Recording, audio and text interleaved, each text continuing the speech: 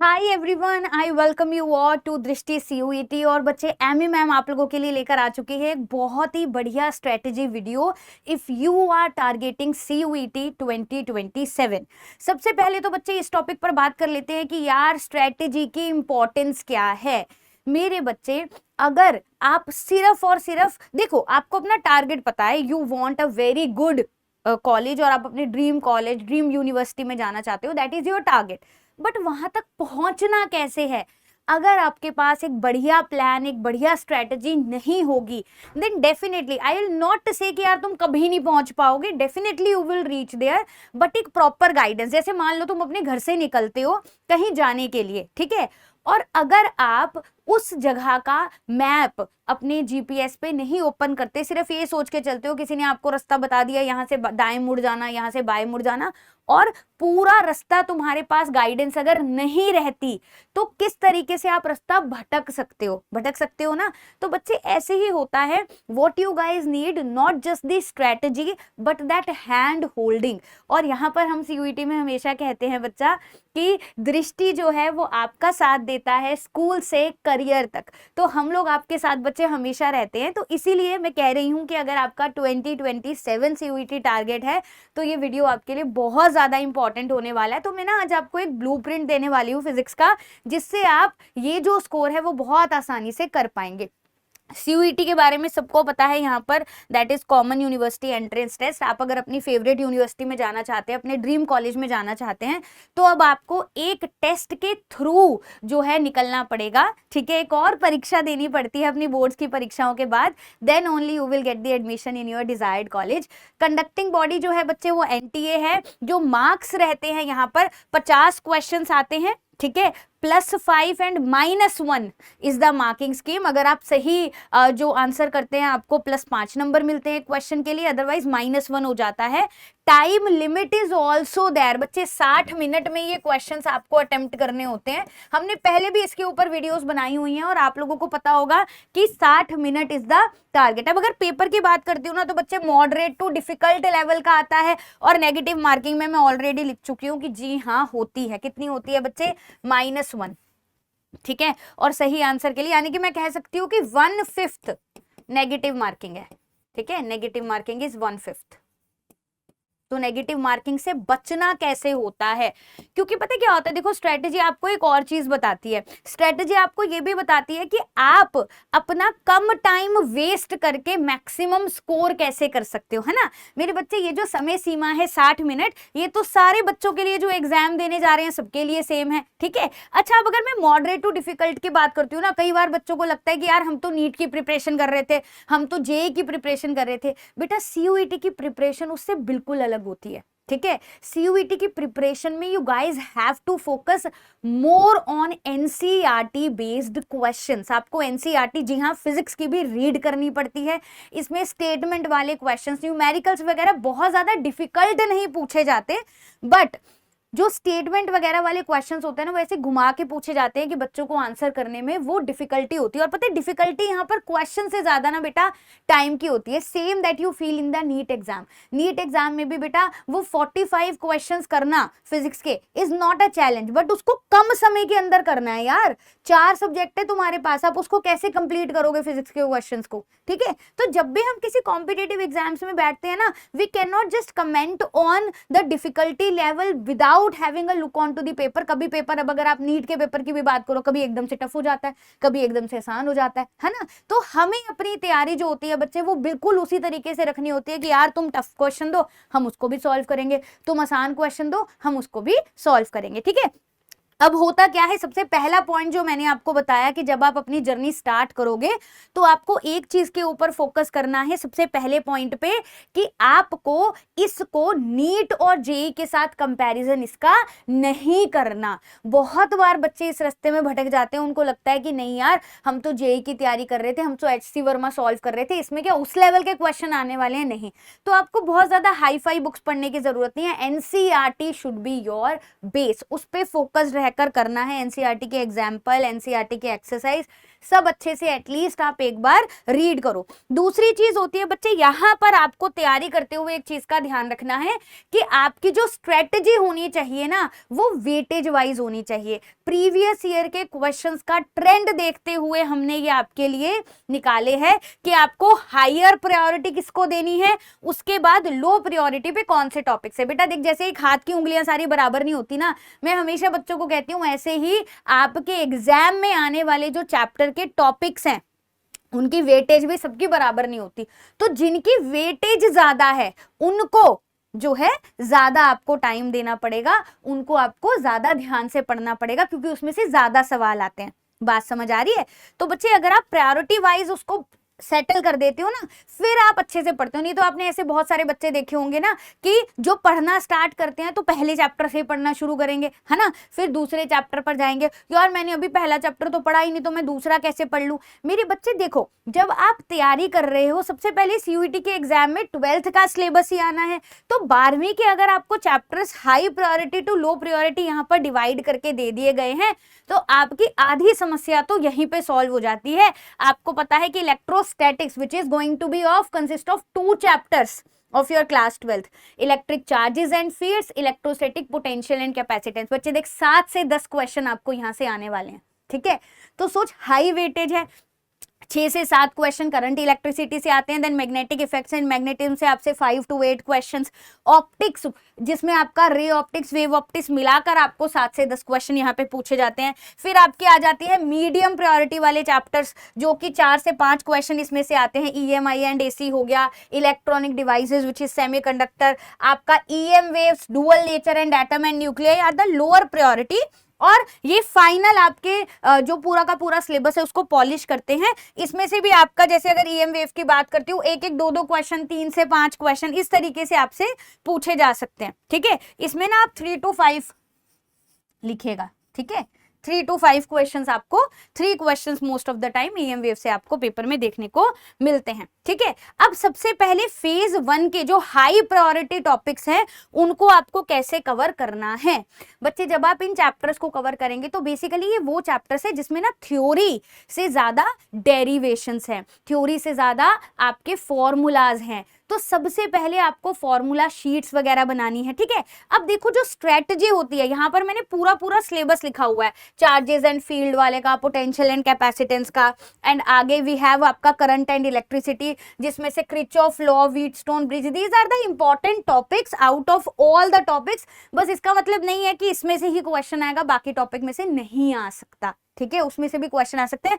अब बच्चे को लगता है मैम क्रिचॉफ लॉ में से क्या हम वो टफ वाले क्वेश्चन जिसमें गंदी वाली ऐसे प्रॉपर टफ सी एक सर्किट बनी हुई होती है उसमें निकालना होता है सेल के थ्रू करंट कितना जा रहा है या उसके अक्रॉस वोल्टेज ड्रॉप कितना है, बहुत ज्यादा टफ क्वेश्चन जिसमें आपका टाइम 10 मिनट लग जाए, 15 मिनट लग जाए, ऐसा आने के चांसेस, मतलब मैं ये तो नहीं कहूंगी कि कभी नहीं आ सकता, ठीक है, आ सकता है बेटा। एग्जाम जब कॉम्पिटिटिव एग्जाम होते हैं आने को उसमें कुछ भी आ सकता है, बट आपको उनके ऊपर बहुत ज्यादा अपना समय देने की जरूरत नहीं होती।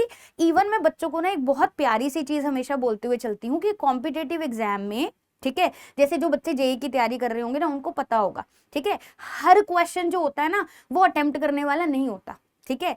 बच्चे की ये स्ट्रेटेजी भी होनी चाहिए कि मुझे इस क्वेश्चन पे टाइम देना है और इसको छोड़ना है, ठीक है।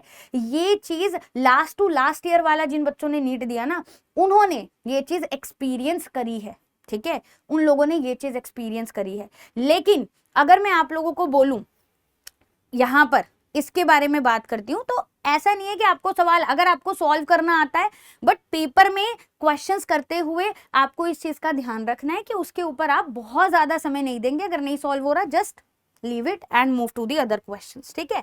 अच्छा जी, आ गया हमारा magnetic effects of current and magnetism का। इसके अंदर आपको डायपोल और मैग्नेटिज्म एंड मैटर के अंदर डायामैग्नेटिक, पैरामैग्नेटिक, देखो बार मैग्नेट्स के बारे में पूछा जाता है। Magnetic field intensity due to a magnetic dipole, जो कि बार मैग्नेट होती है तो उसकी एक्सियल और इक्वेटोरियल लाइन पे भी आपको आना चाहिए, ठीक है। आपका ऑप्टिक्स आता है, ठीक है, ऑप्टिक्स के भी ये सारे टॉपिक्स लिखे हुए हैं। आपके मीडियम जो प्रायोरिटी वाले टारगेट्स हैं ये भी बहुत ज्यादा असेंशियल हैं for pushing your score to the top tier, ठीक है। आपको अगर अपना स्कोर ऊपर लेकर जाना है तो बच्चे सिर्फ और सिर्फ अगर हम हाई वेटेज टॉपिक्स कर लें तो इसका मतलब ये नहीं है कि आप मतलब पूरा, क्योंकि देखो जैसे मैंने स्टार्ट करने से पहले वीडियो भी कहा कि भाई हम तो टारगेट 250 आउट ऑफ 250 लेके चलते हैं, ठीक है। आप जितना ज्यादा अपने आप को पुश करते हुए चलेंगे, अपनी मेहनत करते हुए चलेंगे, प्रॉपर स्ट्रेटेजी वाइज मेहनत करते हुए चलेंगे, definitely you will see with the help of test कि आपका धीरे धीरे स्कोर जो है वो इंप्रूव होता जा रहा है। यहाँ पर चैप्टर्स आपके आने वाले हैं electromagnetic induction, alternating current and the syllabus you can read it over here. Electronic devices में you have to focus on to the band theory also, semiconductor diode, उसकी आईवी कैरेक्टरिस्टिक, ठीक है, diode as a rectifier, half wave rectifier, full wave rectifiers and logic gates also. I should also add over here the logic gates, ठीक है, उसके ऊपर भी ध्यान देना है, छोड़ना नहीं है। ये मत सोचना कि अरे यहाँ पर नहीं लिखा तो वो छोड़ देते हैं। और मैं आपको सच बताऊं, कभी भी एग्जाम की प्रिपरेशन स्टार्ट करने से पहले always go to the website, ठीक है। आप वेबसाइट पर जाकर ये देख सकते हो कि किस तरीके से आपको सिलेबस, अगर आपको एक बार पता होगा, मैं पता है हमेशा बच्चों को ये समझाते हुए चलती हूँ कि यार एक अगर आप एक्स्ट्रा कोई छोटी मोटी सी चीज पढ़ लेते हो, कई बार बच्चों को ऐसा लगता है कि यार मैंने ये चीज एक्स्ट्रा पढ़ रखी है। यार एक्स्ट्रा पढ़ा हुआ कभी वेस्ट नहीं जाता, कम पढ़ा हुआ नहीं होना चाहिए, ठीक है। तो अगर आपको जितनी चीजें यहाँ पर लिखी गई हैं, जो भी इंपॉर्टेंट चीजें बताई गई हैं, उससे ज्यादा चीजें आती हैं, it is a good thing for you, उसमें परेशान होने वाली कोई बात नहीं होती, ठीक है। तो परेशान मत हुआ करो कि यार मेरे को तो ये चीज भी आती है, मुझे तो अच्छी बात है ना अगर आती है तो, ठीक है। इट मीन्स आप बाकी बच्चों से ज्यादा बेहतर हो उस चीज में। बट अगर आपको नहीं आता, आपको पढ़ना स्टार्ट करना है, तो आप वो टॉपिक्स जो कि नहीं आते गए या नहीं पूछे गए, उनको एक बार को साइड करते हुए चल सकते हो। फेज 3 के जो हमारे टॉपिक्स होने वाले हैं वो लो प्रायोरिटी के होने वाले हैं, but they are going to be quick wins, आपका स्कोर बहुत अच्छा लेकर जाएंगे।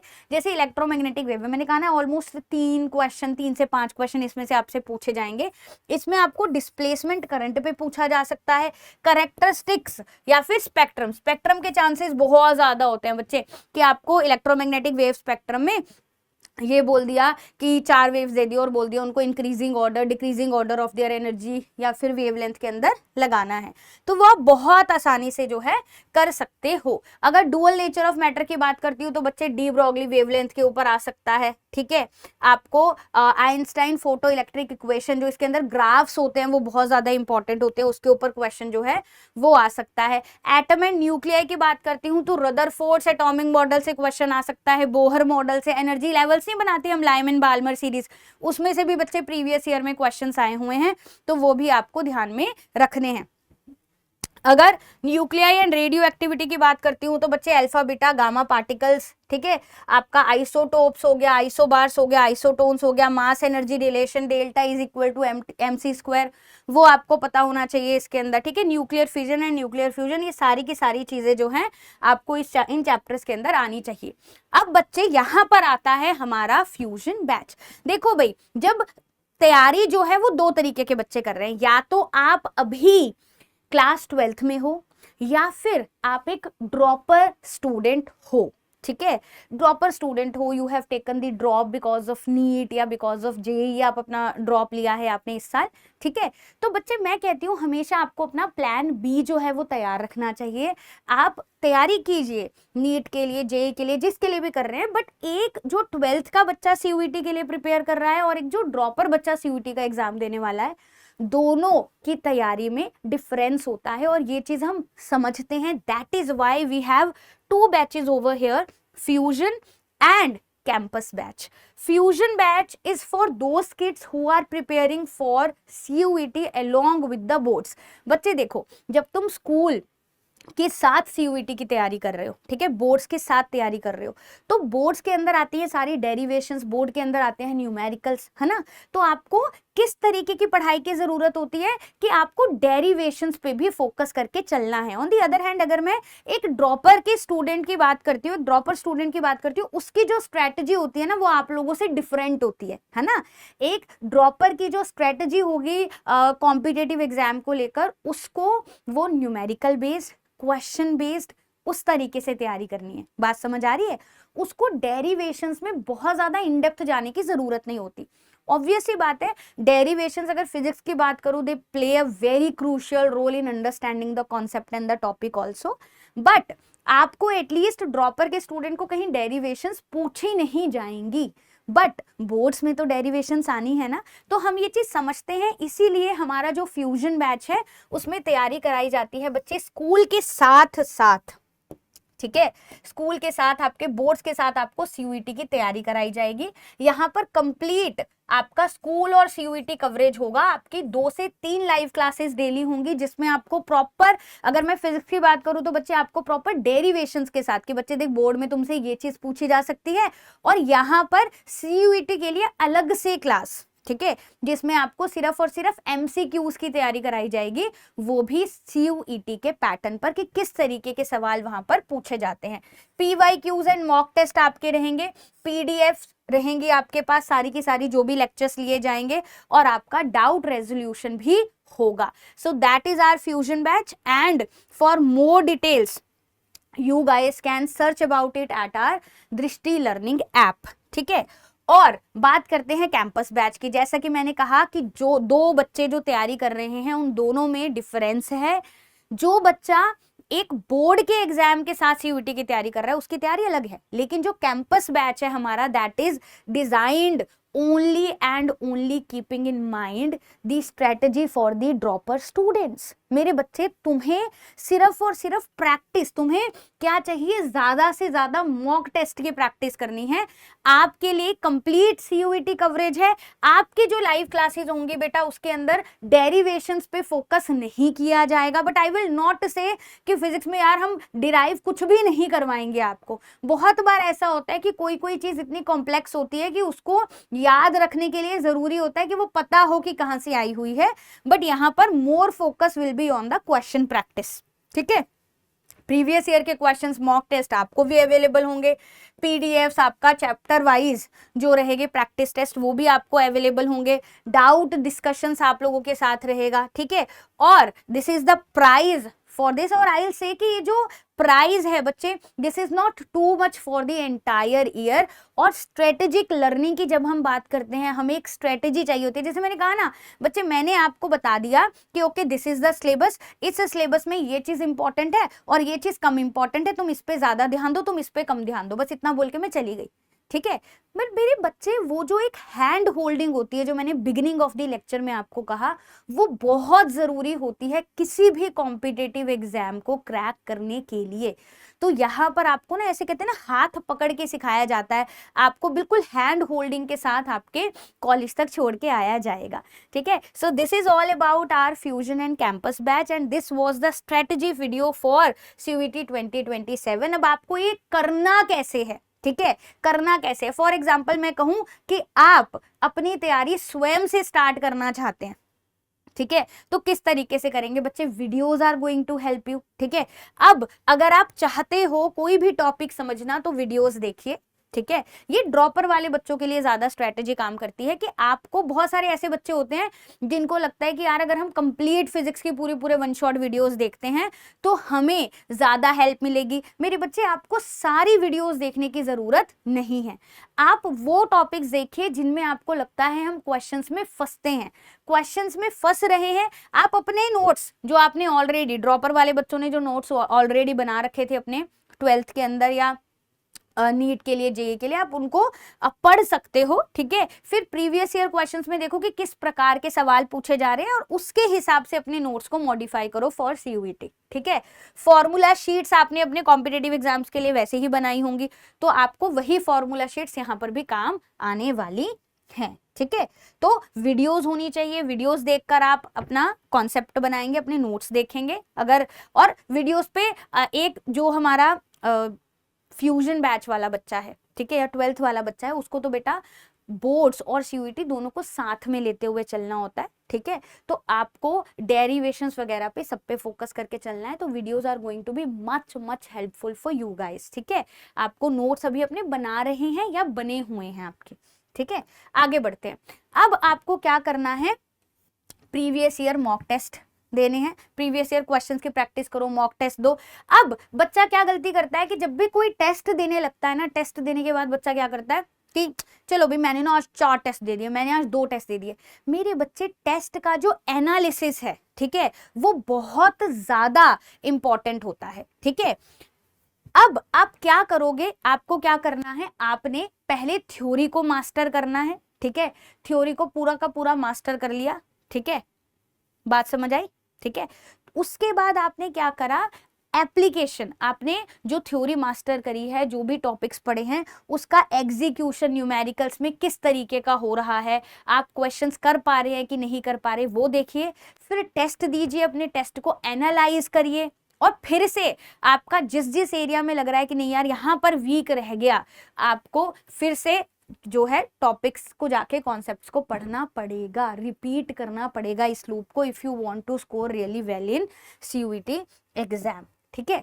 और फिर से कहूंगी लास्ट में कि 250 आउट ऑफ 250 जो स्कोर है, दैट इज एक्चुअली पॉसिबल अगर आपकी स्ट्रेटजी जो है वो बिल्कुल सही रहती है, और वो सही रहेगी, ठीक है। So with this I am going to end up this small short video. Thank you so much. If you have any sort of doubts or you want me to come up with another video, you can comment down or you can share it with somebody who is preparing for CUET 2027. Thank you so much. I am signing off.